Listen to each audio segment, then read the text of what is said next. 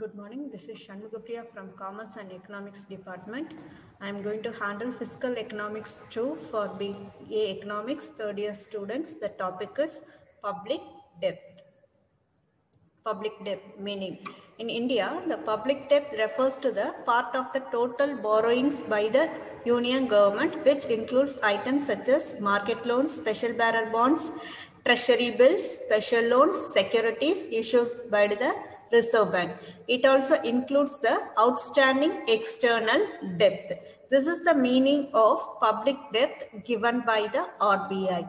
So it refers to the total borrowings by the union government. Public debt is the debt borrowed by the government through various modes from the public. RBI formed Internal Debt Management Cell in the year of October 1st, 1992. Formation of debt policy that seeks to achieve certain objectives and implications of such a policy. Methods adopted by the government through the processing of floating, refunding and repayment of public debt. Management of public debt by government is easy to avoid inflationary or deflationary effect on the economy. What are the functions of public debt management? It manages the form of issues to public security, form of refund of public debt, proportion of different types of debt to be issued, the pattern and structure of interest rate on securities, authoritative decision making in public debt. Relevance of public debt management. It increases or decreases public debt, which affects on the working on any economy. Public debt also influences the formation of economic policy of the country. It utilizes various public debt which will foster or hamper the changes in economic development. It necessitates the conditions which are essential for the implementation of planning policies. It gives knowledge about actual amount required for the certain policy. Objectives of public debt management. In order to maintain the government's economic policy, it helps to raise the purchasing power and effective demand in depression period and vice versa during inflation period. It provides sufficient funds to economy during war period to strengthen the money market of the country. It is beneficial for all the activities of the government. It should not have any adverse effect on the economic condition of the country. Principles of public debt management. According to Taylor, there are 3 principles for debt management which was classified as the policies pursued must be excelled to extract from the public without undue coercion. Extraction of loanable funds from the market and its repayment when it's convenient to do so. It should be so placed so as to minimize the need to enter the market when it's convenient to do so. So it was the statement given by Philip E. Taylor according to debt management. It minimizes the cost of servicing, satisfaction of the investors, funding the short-term debt to long-term debt. Public debt must also in coordination with fiscal and monetary policies of the government, proper adjustment of maturity of bonds. Debt management and optimal maturity sector. So it involves low interest obligation, preference pattern of investors, optimal maturity structure, monetization of debt, maintenance of interest rate, anti-cyclical usage of debt. Types of public debt. So protective debt and unprotected debt, voluntary and compulsory, internal and external, short-term, medium-term and long-term, renewable, irredeemable, funded debts and unfunded debts. So these are the types of public debt. So we are going to see about in detail about the types of public debt. Protective debt. What is meant by the protective debt? Public debt, when raised for protective purpose and are used for the protective capacity of the economy, it is called as protective debt. So which is fully covered by assets which are of equal or greater value. It is self-liquidifying in nature. It provides a continuous flow of income to the government. The interest on the principal amount is already paid out of income earned by the government from the production projects. Say for an example, railway projects, irrigation projects, power generation project. Through the railway project, we are getting the income from the railways. So many passengers are daily traveling. Railway is earning much of income. So it can able to pay the interest on the principal amount. Irrigation project, by means of an irrigation, we are getting the profitable agricultural income. By power generation projects, we are getting enough sources from the public. Unprotected debt. So unprotected debt refers to the protective capacity of the economy which do not add to the public debt. So the public debt can be used for war, famine relief, social services, which are considered to be the unprotected debt.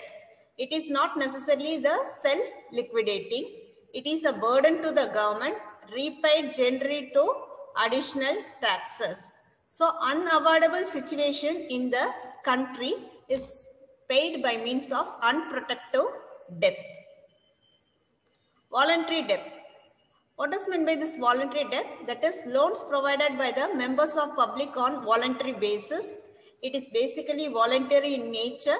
It is obtained in the form of market loans, bonds, etc. The government makes an announcement in media to obtain such loans to public. The rate of interest is normally higher than the normal compulsory debt in order to induce the people to provide loans to the government. So voluntary debt is a debt loan that was provided by the members of the public on voluntary basis. It is a loan that is obtained from the public. So it is voluntary in nature. It is obtained in the form of market loans, bonds. Government makes an announcement in media to obtain such loans to create awareness among the public. The rate of interest is normally higher than the normal compulsory debt in order to induce the people to provide more loans to the government. Compulsory debt. What is this compulsory debt? It is a rare phenomenon in modern public finance. It is raised in case of special situations like war or crisis. Public are compelled to give debt. The rate of interest may be low. These loans are similar to the tax. The only difference is these loans are rapid, but the tax is slow. Example, compulsory deposit scheme in India. So, compulsory means public has to compulsory give debt to the government. Internal debt. Funds borrowed by the government from the various sources within the country. So, within India, within the particular state, so the funds borrowed by the government from the various sources within the country, which includes individuals, banks, business firms, and others. What are the instruments? Market loans, bonds, treasury bills, days and means advances. It is repayable only in domestic currency. It implies that redistribution of income and wealth within the country, and therefore it has no direct money burden. External debt. Debt raised from the foreign countries or international institutions. Debt repayable only in foreign currency. Say for an example, if we are getting money from US means we have to pay the amount from US dollars only. It is voluntary in nature. It involves transfer of resources from foreign countries to the domestic countries, repayment of interest and principal amount to transfer of sources that takes place in reverse direction. It helps to take up various development programs in developing and underdeveloped countries. Short-term debt. Short-term debt matures with a duration of 3 or 9 months. It has very low rate of interest. So, example, treasury bills with maturity period of 91 days and 181 days. Medium-term debt. it is a maturity period is above 1 year and up to 5 years. Borrow for medium-term needs, development and non-development activities, different types of market loans comes under medium-term debt. Long-term, the maturity period is above 10 years. High rate of interest, it is mainly raised for development programs and to meet long-term needs of public authorities. Funded debt. It is repayable only after long period of time, for example, 30 years or more.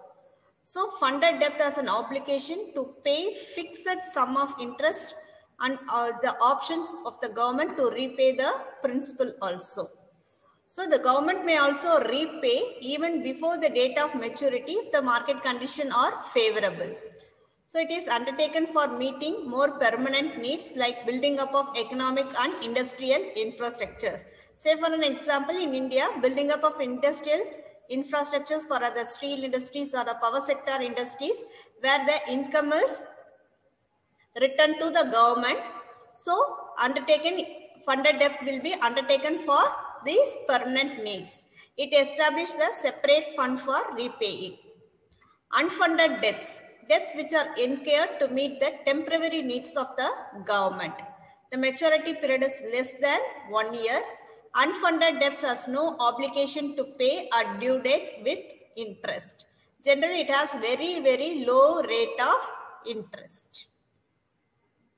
Redeemable debt. Government promises to pay off the debt at some future date. It can be redeemed and have the maturity period.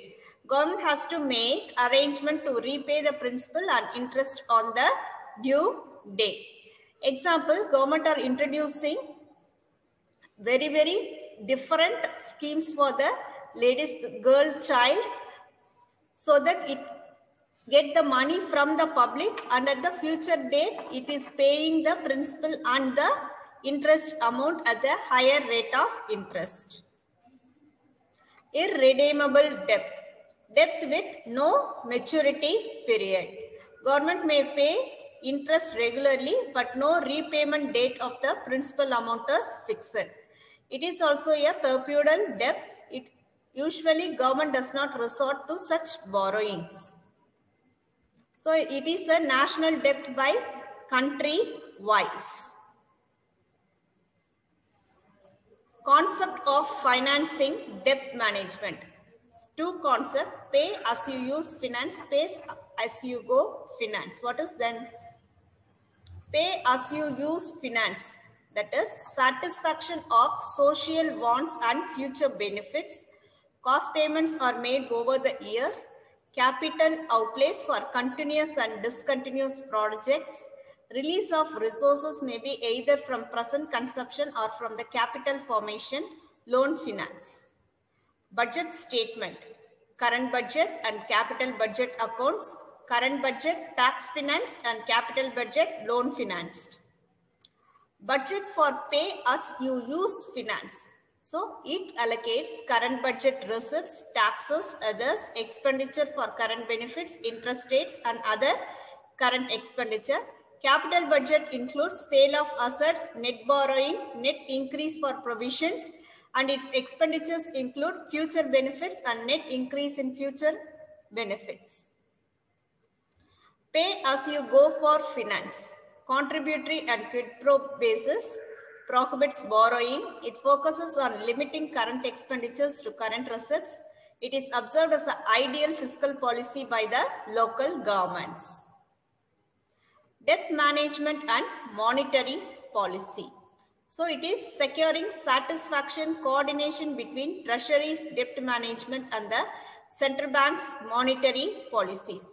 There are three types of approaches in debt management and monetary policy, that is positive management, neutral management and negative management. So positive management. Debt management policy creates stabilizing or destabilizing effect. It puts restraints on additional credit. Long-term obligations are changed to short-term bills. During boom periods, interest rates rise and government is required to enter the long-term market. Neutral management, it does not promote stabilization through debt management. Stabilization is left to the central bank and the debt management by treasury remains neutral. It is difficult for the government to follow neutrality. Debt has to be maintained in the form that exists currently. Negative management. It minimizes interest cost on national debt. It takes advantage of market condition. It enters long-term market building during the time of recession. It is undesirable from all the points of view. Liquidity. Minimum interest cost principle. Government control over money policy. Debt monetization, lengthening the debt. Management of foreign debt. How we can able to manage the foreign debt? Debt managers understand a clear understanding of macroeconomic developments. They frame the fiscal and monetary policy. Nearly 1/5 of the developing countries are explaining managing their debt systematically. Extent of government regulation of foreign debt, appropriate composition. Now we are getting out of the public debt. What is meant by public debt? Types of public debt. What are the steps involved in obtaining public debt from the government? What are the types? And we have explained different types of debt. In what way we can expect the money from the public, and what is the rate of interest, whether we can able to pay at the future date or at the correct date. What may be the period of rate of interest if exceeded the particular limit. These are the topics that comes under the first unit of public debt. That is, what is meant by public debt? What are the types of public debt? How will you manage public debt? What are the steps involved in managing public debt within the country as well as outside our country? In the next unit, we will be discussing about the deficient budgeting. What is meant by deficient budgeting? What are the steps involved in deficient budgeting? What are the steps involved in the formation of budgeting? Who are the person responsible for the budgeting process? What are the steps involved in the budgeting process? And finally, how will you present the budgeting process in the parliament? And how will you execute the particular budgeting process in the government to the public? In the third unit, we will be discussing about what are the steps involved in Finance Commission. What is meant by federal government and what is meant by Finance Commission? What are the steps involved in Finance Commission? Who are responsible for Finance Commission? What are the qualifications for the finance ministers and the finance committee members? So what are the recent trends in the Finance Commission recommendation and recent changes in the Finance Commission recommendation? In what aspect they are releasing the Finance Commission recommendations? These are and all we will be studying under your Finance Commission topic. First, we have to know about what is meant by public debt, why we are going for a public debt, what is the need for the public debt, in what way we can able to occur the public debt. So, after studying all these topics, we will be getting enter into the budgeting concepts and budgeting and what are the budget proposals, how will it is getting implemented, what are the steps behind its budgeting, and finally we will come across the next topic, that is Finance Commission. So what are the steps involved in Finance Commission, what are the recommendations, how will you maintain the debt and the expenditure management. So these are the topics we will be coming out under your Financing Commission topic. Basically, public debt, how we have to maintain the public debt and how we can able to reduce the public debt. These are the steps that has to be implemented by the Finance Commission in order to maintain the stability in the government and also maintain the economic development of the country. So in order to maintain the economic development of the country, public debts has to be reduced. Public debts has to be reduced means you have to create more and more employment problems, more and more unemployment situations, and we have to reduce the population and we have to provide basic facilities to all the people in our country, and we have to provide basic education to the people, and in this way we can able to reduce the unemployment situation. When unemployment situation is reduced, automatically it will lead to the people economic growth. When economic growth is increased, automatically our public debt will be reduced, in turn which will improve our economy of our country in a best situation among the world countries. Thank you. Managing the level of foreign debt. What are the procedures involved in managing the level of foreign debt? In most countries, public sector itself the largest borrower. Prices of goods produced by the private companies may be destroyed by the government policies. Amount of public debt depends upon the growth rate of the economy and its export performance of the country. Managing the level of foreign debt. In most countries, public sector itself is the largest borrower. Prices of goods produced by the private companies may be destroyed by the government policies. Amount of public debt depends upon the growth rate of the economy and its export performance of the country. If the export performance of the country is very low, then we can not able to reduce our public debt. Total amount of public debt depends upon the improving our industry nature by our agricultural goods and also by our government policies. So if the government policies are not reliable to the prices of goods produced by the private company, it will lead to the large amount of debt to our country. So in what way we can able to reduce the amount of public debt? First one, we have to create more employability opportunities. In order to create more employability opportunities, we have to increase the export performance and also improve our agricultural and industrial rate of our company. By improving the employment opportunity, automatically we have to depend upon our educational professionals. So you have to improve our educational institution. Standard of education has to be improved and basic facilities has to be provided for all the people and their health has to be ensured.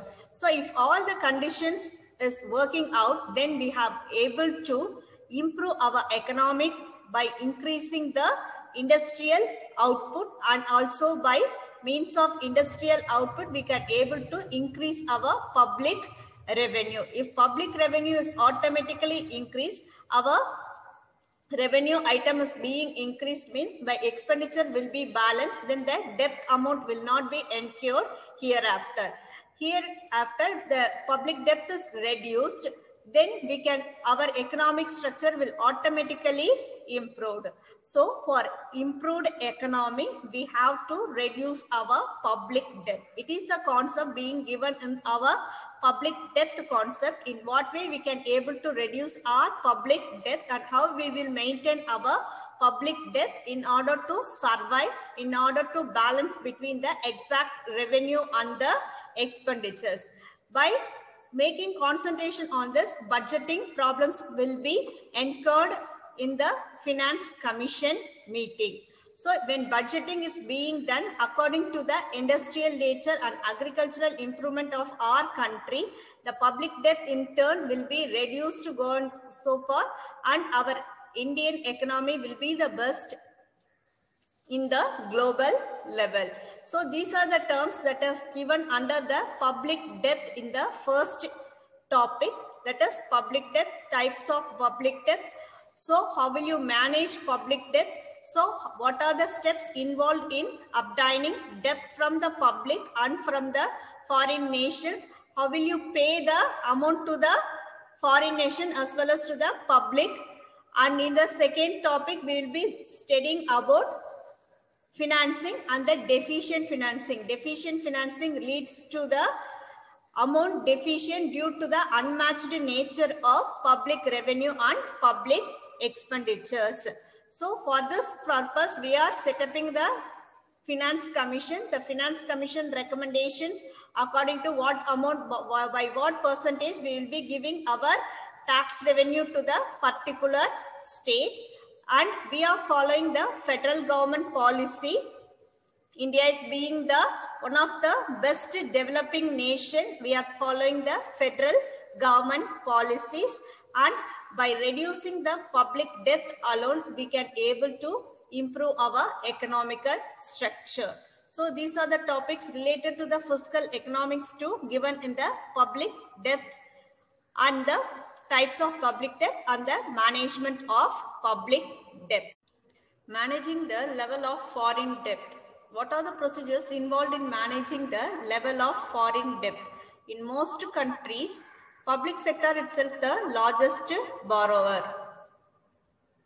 Prices of goods produced by the private companies may be destroyed by the government policies.